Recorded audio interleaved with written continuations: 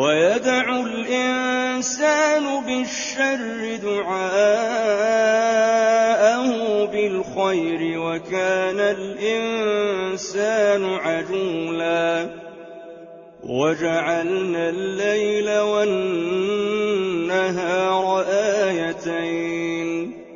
فمحونا آية الليل وجعلنا آية النهار مبصرة لتبتغوا فضلا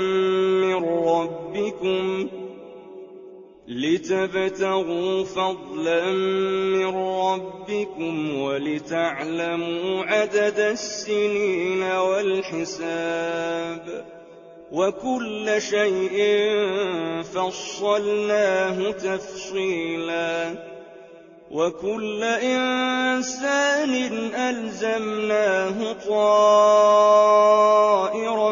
في عنقه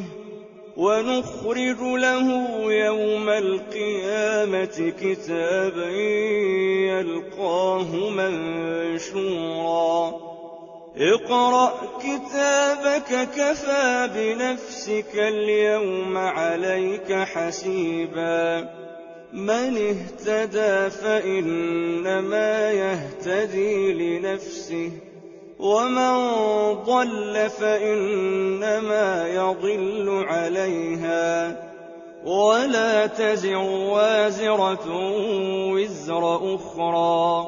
وما كنا معذبين حتى نبعث رسولا وإذا أردنا أن نهلك قرية أمرنا متر فيها ففسقوا فيها فحق عليها القول فدمرناها تدميرا وكم أهلكنا من القرون من بعد نوح وكفى بربك بذنوب عباده خبيرا بصيرا من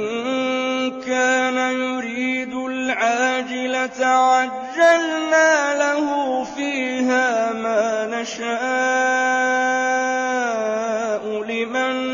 نريد ثم جعلنا له جهنم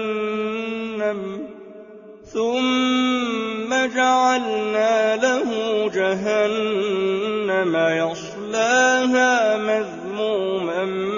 مدحورا ومن أراد الآخرة وسعى لها سعيها وهو مؤمن فأولئك كان سعيهم مشكورا كلا نمد هؤلاء وهؤلاء من عطاء ربك وما كان عطاء ربك محظورا